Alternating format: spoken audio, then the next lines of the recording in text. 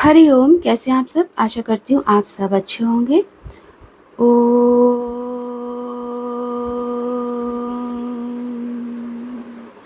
सद्गुरु नमः। ओम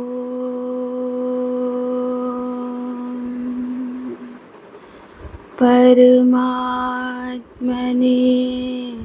नमः। श्लोक।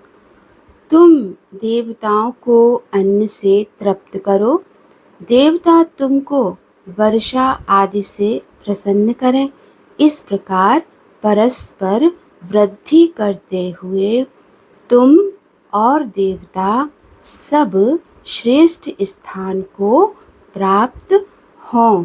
तो तुम देवताओं को अन्न से तृप्त करो, देवता तुमको वर्षा आदि से प्रसन्न करें। दोस्तों, जब पहले क्या, अभी भी जब खेतों में जब किसान जब फसल उगाता है, अपना गेहूँ उगाता है, चावल उगाता है, दालों की फसल करता है, कितनी कितनी तरीके की फसलें जब वो करता है, और जब उसकी फसल सारी पक जाती है, तैयार हो जाती है, तब वो खेतों में काटते हैं और एक थोड़ा सा हिस्सा उसी खेत में छोड़ देते हैं। अगर उसने गेहूँ काटा तो वो सारा गेहूँ काट लेगा, लेकिन एक थोड़े से हिस्से में गेहूँ छोड़ देगा। अगर उसने सारा चावल तोड़ अपने खेतों से निकाला तो वो थोड़ा सा हिस्सा उस चावल से उस खेत में छोड़ देगा। क्यों? क्योंकि वो भी धरती माता और अन्न देवता उस धरती माता को भी मिले, उसको वंचित नहीं करना है।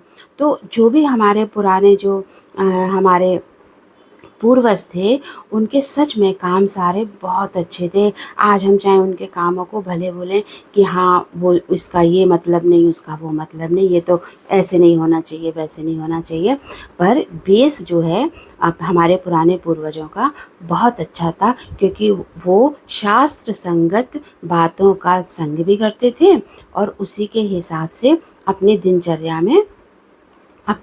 दिनचर्या भी चलाते थे। तो ऐसे यहाँ बोला कि देवताओं को अन्न से तृप्त करो, देवता तुमको वर्षा आदि से प्रसन्न करेंगे। अच्छा दोस्तों, हम भोग लगाते हैं, हम प्रसाद चढ़ाते हैं भगवान के ऊपर, तो देखिए क्या हमारी भावना पूरी शुद्ध रहती है? हम 4 दिन पहले से सोचने लगेंगे और जाना है, मंदिर जाना है, हमें ये अपने घर में ये काम कराना है, और खाना बनाने से पहले भी हम जो है अपनी गैस में पहली रोटी बनाते हैं तो वो गाय के लिए निकाल देते हैं, क्योंकि देवता तो हर एक में विराजमान है, हर एक वस्तु में, हर एक व्यक्ति में, इस संसार में देवता तो हर एक के अंदर में विराजमान है। और जब हम रोटी बनाते हैं तो रोटी जो है गाय को निकालने के बाद उस रोटी का थोड़ा सा टुकड़ा तोड़ते हैं, और जो भी सब्जी बनी हो वो तवा हटा करके गैस के पर ही जो है उस थोड़ा सा टुकड़ा रोटी का डाल देते हैं और अग्नि देवता को समर्पित करते हैं वो रोटी का टुकड़ा।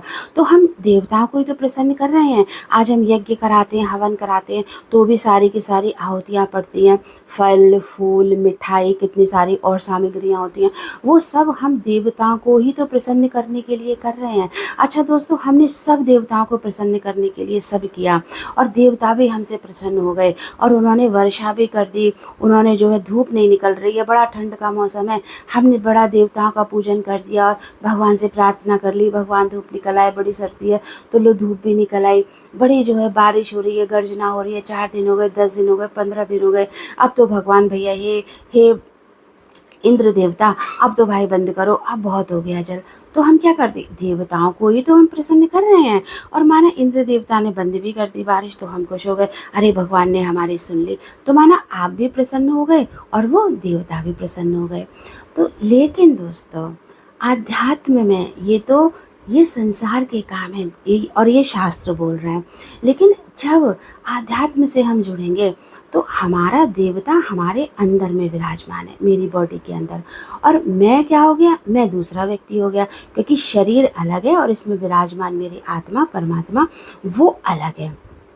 अब मैं शरीर को तो खुश करने में लगा हुआ हूँ, अपने शरीर की खुशी के लिए, अपनी बॉडी की खुशी के लिए मैं दिन भर कार्य करता हूँ और दिन भर इस बॉडी को खुश करने के लिए इसके मन का काम हो जाए, जैसी बुद्धि जहाँ चल रही है वैसा काम हो जाए, इसके लिए मैं प्रयत्नरत रहता हूँ। और अगर मेरे वैसे काम हो भी जाते हैं तो मैं प्रसन्न हो जाता हूँ। आज मैं चाहना करता हूँ कि चलो आज घर घर में जो है ना, आज चलो सबके लिए कुछ लेके आते हैं खाने पीने के लिए। हम गए सबके लिए बढ़िया सा खाने पीने के लिए ले आए। घर पे आए, बच्चों ने कहा, कोई सास ससुर है, माँ बाप है, भाई बहन है, कोई भी है, रिश्तेदार भी हैं, रिश्तेदारों के लिए ले आए, लेकर के आए तो सब क्या हो गए, सब बड़े प्रसन्न हो गए। अरे अरे अच्छा ये आया, अरे बड़ा स्वादिष्ट है। तो आपको खुशी मिली ना, पर ये खुशी किसको मिली? ये खुशी मिली आपकी बॉडी को। और मन बुद्धि आपको हिसाब बताने लगेगी। मन बुद्धि आपके अंदर में उन पैसों का गणित लगवा देगी कि मैं इतने पैसे का सामान लेके आया। अब आप प्रसन्न देवताओं को कर रहे हैं। अब आपने चलो एक बार तो कर दिया, अब आप इनको रोज करो प्रसन्न। कर पाएंगे? नहीं कर पाएंगे। इसलिए दोस्तों, हम देखो, हम यज्ञ भी क्या रोज कर पाएंगे? हवन भी क्या रोज कर पाएंगे? क्या हम रोज पंडित जी को बुला बुला के कथाएं करवा के, यज्ञ करवा के, रामायण करवा के, भागवत करवा के, हजारों रुपए का उनको दान दे करके, पत्रम पुष्पम फलम तो बोल दिया जाता है, लेकिन उस पान और बताशे के लिए भी तो पैसे चाहिए होते हैं। तो क्या हम रोजाना ये सारी विधियां अपना सकते हैं? हम नहीं अपना सकते। और ना ही हम रोज देवताओं को प्रसन्न कर सकते हैं और ना ही रोज हम अपने को प्रसन्न कर सकते हैं, क्योंकि बॉडी रूप में हूँ तो मैं अपने को प्रसन्न कर ही नहीं सकता। 4 दिन प्रसन्न रहूँगा, 5वें दिन फिर मनन चिंतन चल जाएगा। 4 दिन खुश रहे, अपने घर में सारे फंक्शन हुए, अब पता चला दूसरे के घर में भी वही फंक्शन हो रहा है, तो आ जाएगा मन में, यार अभी तो हमारे यहाँ रामायण हुई थी, यार अभी तो हमने अपनी बेटी की शादी करी थी, यार अभी तो हमने अपना मकान बनवाया और गृह प्रवेश करवाया, बड़ी थकान हो गई, बड़े पैसे खर्च हुए। लो आज अब बहन के घर पे भी गृह प्रवेश है, अरे अब भाई के भी घर पे जो है शादी है, अरे अब हमारी नंदी के यहाँ भी शादी है, अभी तो हमने अपने लड़के लड़की की शादी की बड़ा खर्चा हो गया, अब भैया वहाँ के लिए भी सोचना पड़ेगा। तो कहाँ प्रसन्न हुए? तो दोस्तों, समझने की बात है कि हम इस संसार में ना तो देवताओं को प्रसन्न करने के लिए आए हैं और ना हम इन शरीर रूपी मनुष्यों को प्रसन्न करने के लिए आए हैं। यहाँ तो मैं स्वयं अपनी आत्मा को प्रसन्न करने के लिए आया हूँ। मैं शरीर रूपी देवता हूँ और मुझे अपने इस शरीर रूपी देवता को प्रसन्न करना है। इस देवता को प्रसन्न कैसे करेंगे कि कहीं मन ले जाने की, भटकाने की जरूरत ही नहीं है। कहीं इस बुद्धि को ले जा करके भटकाने की जरूरत ही नहीं है। जितना मुझसे पसारा हो सकता है मैंने पसारा किया, और अब जितना मुझसे समेट सकता था मैंने समेट लिया। और ज्ञानवान मनुष्य सारा पसारा समेट कर बैठता है, और जो पसारा उसका फैला हुआ भी है वो समझ जाता है कि अब इस पसारे में मुझे कितना पार्टिसिपेट करना है, वो अपना उतना ही काम करता है और प्रसन्न रखता है। अब एक बाप है, एक बाप कोई भी अपने घर का फंक्शन कर रहा है, कोई भी, आप सत्संग का उदाहरण ले लीजिए। एक दादी बैठी हुई है सत्संग की गद्दी पर, एक गुरु बैठा हुआ सत्संग की गद्दी पर, वो सारा पसारा लेकर के बैठा हुआ है। तो उसका कितना मन बुद्धि चलेगा? वो सत्संग सुना तो रहा है, गद्दी पे बैठा तो है, भगवान के लिए, बड़े भगवान के नाम जाप तप सब कर रहा है, लेकिन कहीं ना कहीं उसका मन बुद्धि वहीं अटका पड़ा है कि प्रसाद तैयार हुआ होगा कि नहीं हुआ होगा, सब तैयार हो गया होगा कि नहीं हो गया होगा, कितने योगी आ गए, अरे इतने योगी बढ़ गए, अरे ये तो योगी आते ही जा रहे हैं, आते ही जा रहे हैं। फिर मन में भावना डालेगा, चलो कोई बात नहीं, भगवान के भंडारे में कमी नहीं होती है, भगवान गुरु सब पूरा करेगा, गुरु सब पूरा करेगा। तो प्रसन्न कहाँ है? वो 1 घंटे सत्संग भी कर रहा है तो प्रसन्न मुद्रा में कहाँ कर रहा है? 1000 चिंतन उसके दिमाग में चल रहे हैं, 1000 बातें उसके माइंड में आ रही हैं, 10 जगह उसका मन जा रहा है। तो कभी भी इस संसार में या सत्संग में, आप किसी भी संस्था से जुड़े हो, आप घर में आपकी कोई भी पदवी है ना, आप किसी देवता को प्रसन्न कर सकते हो, चाहे अन्न से, तन से, मन से, धन से। आप कभी किसी को प्रसन्न नहीं कर सकते। हाँ, अगर आप स्वयं ये समझ जाएंगे कि वो देवता मेरे ही अंदर विराजमान है, मैं ही राम हूँ, मैं ही कृष्ण हूँ, मैं ही माता दुर्गा हूँ, मैं ही काली हूँ, मैं ही शिव हूँ, मैं ही गणेश हूँ, मैं ही संतोषी माता हूँ, और आप अपने को जब प्रसन्न करेंगे कि अब मुझे इस संसार के ना अन्न से मतलब है, ना धन से मतलब है, ना वस्त्रों से मतलब है, ना खाने पीने की किसी चीज़ से मतलब है। मैं स्वयं अपने को जितना अपने लिए कर सकता हूँ, मैं अपने को उतना तृप्त रखूँगा। हाँ, अगर मेरे पास सोर्स ऑफ इनकम नहीं है, मैं सामने वाले के ऊपर डिपेंड हूँ, तो मुझे वहाँ भी चाहना नहीं करनी है। चाहे सामने वाले देवता 10,000 की साड़ी पहने, चाहे सामने वाले देवी देवता 50,000 का सूट लाएं, 25,000 का सूट लाएं, लेकिन मैं अपने में प्रसन्न रहूँगा। और अगर मेरे पास नहीं भी है और अगर मेरे लिए किसी ने नहीं भी सोचा है, तो जो मेरे पास है मैं उसे ही पहन के इतना प्रसन्न रहूँगा कि वाह, देख तमाशा दुनिया का, देख तमाशा दुनिया का, तमाशा तुझ में होता है, तमाशे में क्यों रोता है। कि तमाशा हो रहा है दुनिया में और मैं देवता स्वरूप, मैं राम स्वरूप, मैं कृष्ण स्वरूप, मैं शिव स्वरूप और मैं गुरु का भी स्वरूप हो गया और मैं सामने वालों के तमाशे में दुखी हो रहा हूँ। मैं देवता स्वरूप और मैं सामने वाले देवताओं को देख देख करके दुखी हो रहा हूँ। तो ये ज्ञान, ये गुरु का ज्ञान और ये ब्रह्म ज्ञान है दोस्तों।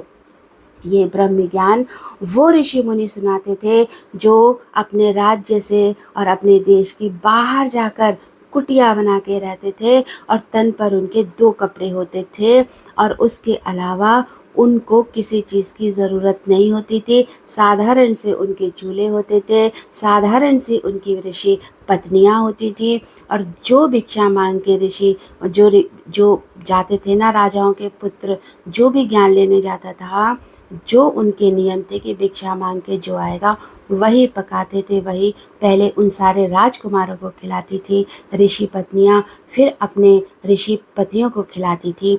उसके बाद फिर जो उनकी प्रारब्ध में बचता था वो उसे खाकर तृप्ति का अनुभव करती थी और आनंद का अनुभव करती थी। कहाँ उनके महल थे, कहाँ वो जेवरात पहने रहती थी, कहाँ उनके लिए हाथी घोड़े लगे रहते थे, नहीं, एकदम साधारण और सजीवन। और वो ज्ञानी थे, ब्रह्म ज्ञानी थे, राजाओं को राज्य चलाने की शिक्षा देते थे। राजा उनके चरणों में आ करके उनसे युक्तियाँ पूछा करते थे और वो उनको वही ब्रह्म ज्ञान भी उनको भी देते थे कि इस माया मोह में मत फंसो, ये माया मोह यहीं का यहीं रह जाएगा। तू शुद्ध चेतन आत्मा है, तू परमात्मा का स्वरूप है, तू इस संसार में किसी को खुश करने के लिए नहीं बना है। तू इस संसार में चाहे तू सबको प्रसन्न कर ले। आज तूने देवता अग्नि देवता को प्रसन्न कर लिया, कल तेरे पास धन नहीं हुआ। आज तूने वायु देवता को प्रसन्न कर लिया, कल तेरे पास उन्हें प्रसन्न करने के लिए धन नहीं हुआ। आज तूने इंद्र देवता को प्रसन्न कर लिया, कल तेरे पास उसे प्रसन्न करने के लिए धन नहीं हुआ। आज तूने राम कृष्ण, आज तूने माना तूने सारे देवी देवताओं को प्रसन्न करने के लिए आज तूने काम कर लिया, लाखों रुपया लगा दिया, हज़ारों रुपया लगा दिया, और अगर कल तेरे पास ये रुपया नहीं हुआ तो उन्हें तो रोज चाहिए यज्ञ। देवताओं का भोजन ही यज्ञ है। जो यज्ञ से जो भी खुशबुएं जाती हैं, जो यज्ञ से महक उड़ के जाती हैं, वो सब उन देवताओं का भोजन होता है। एक अगरबत्ती भी हम जलाते हैं, एक दिया भी हम जलाते हैं, उसकी भी जो लौ जाती है धुआं के रूप में, वो लौ भी देवताओं का भोजन है। आज आपके पास घी का दिया जलाने के लिए पैसे हैं, कल आपके पास घी के लिए पैसे नहीं हैं, खाने के लिए तो घी है नहीं है, हम कहाँ से भगवान का दीपक घी से जलाएं। हाँ, आज हमारे पास सब्जी छौंकने के लिए तो तेल है नहीं है, हम नहीं है हमारे पास पैसा, हम कैसे भगवान का दीपक तेल से जलाएं। आप कर पाएंगे प्रसन्न? नहीं कर पाएंगे दोस्तों। परिस्थितियाँ बड़ी विपरीत आ जाती हैं इस जीवन में। कभी हम चाहते हुए भी नहीं कर सकते, कभी हमारा शरीर इतना स्वस्थ पड़ा है कि सब कुछ होते हुए हम किसी देवता को प्रसन्न नहीं कर पाते हैं और चले जाते हैं। मैं तो कथा बोला था, मैं तो नहीं करवा पाई, मैंने तो रामायण बोली थी, मैं तो नहीं कर पाई, मैंने तो भागवत बोली थी, मैं नहीं कर पाई, मैंने तो इस मंदिर जाके इतना दान करने की मन्नत मांगी थी, मैं नहीं कर पाई। तो प्रसन्न कर पाए? आप भी प्रसन्न और सामने वाले देवी देवता भी प्रसन्न। इसलिए आप स्वयं को प्रसन्न कीजिए और जब जैसा हो सके वैसा कर दीजिए और उसमें ये भी आसक्ति ना डालिए कि मेरे इस कार्य से ये देवी प्रसन्न हो या ये देवता प्रसन्न हो। नहीं, बस कि आज मेरे पास जो है वो मैंने आपको समर्पित कर दिया, आगे का मैं भी नहीं जानता और मैं आपको भी कोई विश्वास नहीं दिलाना चाहता हे ईश्वर कि मैं आगे तुम्हारे लिए और भी ये सब कर पाऊँगा। तो मैं जितना कर सकता हूँ, जो कर सकता हूँ उसमें ही मेरी वृद्धि हो और आपकी भी वृद्धि हो। आप भी खुश रहिए और मैं भी खुश रहूँ। और दोस्तों, देवी देवताओं के लिए फिर भी आप ये दुआ मांग सकते हो, कुछ भी चढ़ा करके, कुछ भी उनको पत्र पुष्प फल मिठाई, जहाँ जो मन्नत है मांग करके ये सोच सकते हो कि हाँ चलो ये खुश है। लेकिन ये जीते जागते जो देवी देवता होते हैं ना दोस्तों, इनको बताओ आप कैसे खुश करोगे। इनके तो मुँह ही बने रहते हैं, ये तो चाहे जितना कर लो ये खुश होते ही नहीं है। तो आप क्या करोगे, गुरु का सारा ज्ञान इन घर वालों में बहा दोगे कि हाय राम, बेटी के रूप में देवी है, बेटे के रूप में देवता है, पति के रूप में देवता है, ससुर के रूप में देवता है, सास के रूप में देवी है, ननद के रूप में देवी है, देवर के रूप में देवता है, जेठ के रूप में देवता है। आप बताओ ये लोग कभी किसी के खुश हुए हैं जो होंगे? तुम अपना घर मकान बेच कर भी इन लोगों के नाम कर दो, तब भी ये प्रसन्न नहीं होंगे। तुम इनके सब कुछ बेच करके भिखारी ही बन जाओगे। तुम देवी देवता समझ के इनके ऊपर चाहे सर्वस्व लुटा दो, लेकिन ये कभी भी तुम्हारे लिए अच्छा नहीं सोचेंगे। ये तुम्हारा सब कुछ लेकर के तुम्हारी ज़रूरत पे कभी खड़े नहीं होंगे, क्योंकि वो संसारी हैं और संसारी थे और संसारी ही बन के जाएंगे। हमें गुरु मिला है, हमें ज्ञान मिला है, इसलिए हम ये बात समझ लें, हम ये बात जान लें कि मेरे ही अंदर वो देवता विराजमान है और मैं अपने भीतर के देवता को अप्रसन्न नहीं करूँगा। जो भी काम करने से आपका भीतर वाला दुखी होता है, आपका भीतर वाला अप्रसन्न होता है, आपके बाहर आंसू नहीं बहते, आपका दिल रोता है, आपका हृदय रोती है, आपकी आत्मा रोती है, आत्मा तड़पती है, हृदय तड़पता है, तो आप समझ लीजिए कि आपका भीतर वाला देवता अप्रसन्न है। अब आप सुजागी रखिए और युक्त युक्त ज्ञान अपने भीतर वाले को दीजिए और स्वयं को दीजिए कि मैं और मेरा भीतर वाला देवता कैसे प्रसन्न हो। जिस दिन आपको ये ज्ञान आ गया, जिस दिन आपको ये गुरु के ज्ञान से समझ मिल गई, रमझ मिल गई कि अब मैं स्वयं को प्रसन्न रखूँगा और अपने भीतर वाले को प्रसन्न रखूँगा और गुरु के ज्ञान से अब हम दोनों मिलके वृद्धि को प्राप्त होंगे, मैं और आत्मा। क्योंकि दोस्तों, आत्मा भी आपके शरीर के बंधन में बंधी हुई है। आप जब तक इस आत्मा तक स्वयं अपने आप को नहीं पहुंचाएंगे, तब तक आत्मा भी आपकी कुछ नहीं कर सकती। वो आपके इस शरीर में बंधी हुई आई है और आपने अगर यत्न नहीं किया तो वो आपके ही शरीर में बंधी हुई वापस चली जाएगी और आपका भी काम अधूरा रह जाएगा और आपके अंदर जो आत्मा है उसका काम भी अधूरा रह जाएगा। और यकीन मानो दोस्तों, इस शरीर से ज़्यादा वो आत्मा रोती है, वो आत्मा दुखी होती है कि मनुष्य का जन्म भी मिला और मैं इसके भीतर में विराजमान भी हुई, लेकिन इसने मनुष्य का जन्म गंवा दिया। इसको ब्रह्मज्ञानी गुरु मिला, लेकिन इसने ब्रह्मज्ञानी गुरु का साथ करने के बाद भी ये मुझ तक नहीं पहुंच पाया। ना तो ये स्वयं प्रसन्न हो पाया, ना इसने मुझ आत्मा को प्रसन्न कर पाया, ना ये स्वयं बंधन से छूट पाया, ना इसने मुझ आत्मा को बंधनों से छुड़ा पाया। मैं भी दुखी और ये भी दुखी, और अगले जन्म में दुखी दुखी व्यक्ति मिलके फिर आ जाएंगे, फिर जीवन भर दुखी। गुरु मिले ना मिले, ज्ञान मिले ना मिले, आपको सत्संग मिले ना मिले, कोई गारंटी नहीं है दोस्तों। कहते हैं कि गुरु हर जन्म में गुरु मिलता है, लेकिन हर जन्म में गुरु मिलेगा, लेकिन गुरु भी तो क्वालिटी वाला होना चाहिए। गुरु तो लाखों भरे पड़े हैं, पहुंच जाइए किसी भी गुरु के दरवाजे पे, बहुत जगह सत्संग हो रहे हैं। कहाँ रमझ मिलती है, कहाँ समझ मिलती है, सब कारोबार हो गया है आजकल।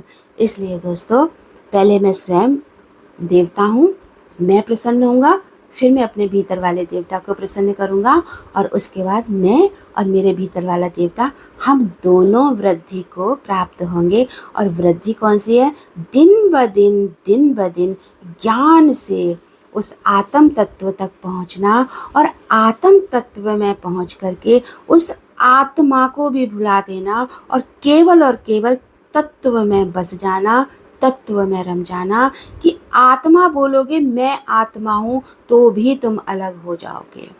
केवल तत्व ही तत्व रह जाए, आत्मा बात खत्म हो जाए, तो मैं ऐसे वृद्धि को प्राप्त होऊंगा। अब मैं इस वाणी को यहीं विश्राम देती हूँ। आप सब अपना ध्यान रखिएगा। हरि ओम।